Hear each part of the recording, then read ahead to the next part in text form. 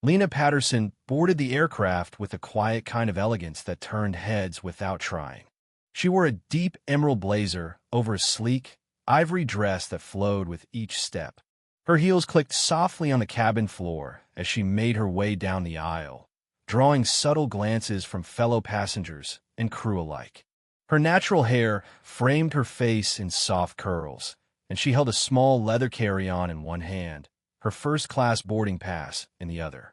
She'd flown countless times before internationally, domestically, private, and commercial, but today's flight from Seattle to New York felt significant in a way she couldn't yet explain.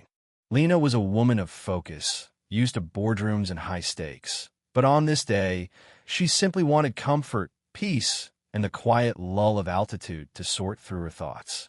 As she settled into seat 2A in the first-class cabin, she gently stowed her bag, nodded politely at the man beside her, and pulled out a small leather notebook. The cabin hadn't yet filled, and she welcomed the brief silence before departure. A stewardess passed by, tall, sharply dressed, her blonde bun cinched like a statement, and their eyes met for a fleeting moment. The flight attendant offered a tight, practiced smile and continued walking. Something in her glance, however, lingered in Lena's thoughts. That stewardess was Emma Carter. Emma had worked with the airline for over a decade. She knew the script, the rhythm, the passenger profiles, and the unsaid expectations of how people fit in certain parts of the plane. When her eyes landed on Lena, something inside her prickled. She didn't know why. Maybe it was the contrast between Lena's skin and her immaculate attire. Maybe it was bias, deep and unacknowledged. Whatever it was, it stuck. Emma circled back with a strange urgency minutes later, stopping beside Lena's seat. "Excuse me, ma'am," she said, voice polite but tight. "May I see your boarding pass?" Lena looked up, confused but calm, and handed it over. "Of course." Emma examined it. "First class. C2A. No error." Still, Emma hesitated. "I'll be right back," she said with a nod, handing it back. Lena returned to her writing, unsettled by the interaction, but choosing not to read too much into it yet. Minutes later, Emma returned, this time with another flight attendant, Rachel. They exchanged whispers behind the curtain, casting glances Lena's way. A few passengers noticed. The atmosphere subtly shifted. Emma approached again. "Miss Patterson," she said, quieter this time, though firmer, "I need to ask you to step to the back of the plane for a quick clarification on your seat assignment." Lena blinked. "There's nothing unclear about it. My seat is 2A. "I understand," Emma said, her hands clasped in front of her, "but there's been a system error. Please come with me. It'll just take a moment." Reluctantly, Lena stood. The eyes of the cabin followed her. Her steps down the aisle were deliberate and apologetic. She stopped near the galley, where Emma turned to her with a colder tone. "We're going to have to relocate you to main cabin," Emma said. Lena's brows furrowed. "Excuse me?" "There was a mistake," Emma replied tersely. "This seat isn't suitable. My boarding pass says otherwise. There's been a system override. Please take seat 23B. For the first time, Lena's voice sharpened. "This feels deliberate." Emma's eyes narrowed. "If you do not comply, we'll have to involve security." Passengers were now watching openly. Lena inhaled deeply, nodded once, and walked down the aisle with the grace of someone fully aware that every step was being judged. She sat in the middle seat, surrounded by strangers, her frame dwarfed by the cramped space. She pulled out her phone. Her thumbs moved quickly. One message. One number. No theatrics. Just precision. The hum of the plane buzzed overhead, but for Emma, it became thunder. She passed Lena's row several times throughout the flight, but avoided eye contact. The other crew members noticed her unease. Michael Hayes, a veteran flight attendant, finally asked, "What happened?" Emma shrugged. "Just a mix-up. I didn't think she belonged in first class." Michael's brow lifted. "Based on what?" Emma couldn't answer.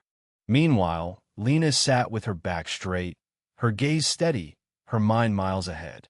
The phone buzzed in her lap, its in motion. "They're preparing statements." A quiet smile touched her lips. Emma Carter had no idea who she had just removed from that seat. Lena Patterson wasn't just a passenger. She was one of the strategic consultants hired by the airline 6 months ago to oversee diversity protocol upgrades. She had recently been invited to join the advisory board. Her influence extended past corporate. Her name had weight, and the fallout had already begun to stir. As the plane descended, tension thickened. Emma was pale. Michael watched her carefully. And Lena? She was serene.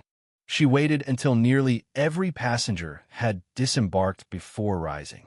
Emma stood at the front, her smile weak and rehearsed. "Thank you for flying with us," she said automatically. Lena stopped, looked her dead in the eye. "Thank you for your service, Miss Carter," she said evenly. Then she walked out. On the tarmac, a black sedan waited. The driver opened the door without a word. "Everything in place?" Lena asked. "Yes, ma'am," he replied. Her phone buzzed again. "Board of directors has been notified. CEO requests meeting." She leaned back in the seat, calm, powerful. The storm was coming, and she controlled it. By the next morning, the airline's internal communications were in full crisis mode. Emma Carter was summoned to corporate headquarters. She was escorted into a sterile, white conference room with a panel of executives seated in silence. Laura Bennett, head of HR, spoke first. "Emma, do you know who you removed from first class?" Emma swallowed. "A passenger. I thought." "You thought wrong," William Grant, the CEO, interrupted. "You removed one of our appointed equity auditors, a board advisor, a woman who had just briefed us on policy reform." Emma's knees buckled. "We are initiating a full investigation," Laura continued. "Effective immediately, you were suspended from duty." Emma didn't argue. What could she say? Lena, meanwhile, met with the executive team 2 floors above. She laid out her demands: mandatory bias training, revised seating protocols, a formal public apology, and a restructured passenger complaint system with third-party oversight. "I don't want words," she said. "I want measurable, reportable change." And she got it. Within a month, the airline unveiled a complete overhaul of their policies, citing an incident involving a high-profile passenger that led to a company-wide reevaluation. Emma Carter's name was never released, but within industry circles, the story spread quickly. For Lena, the victory was never personal. It was structural. She had endured a violation of dignity, but she had used it as a catalyst for change. She hadn't shouted. She hadn't caused a scene. She had made one phone call and shut down an airline silence.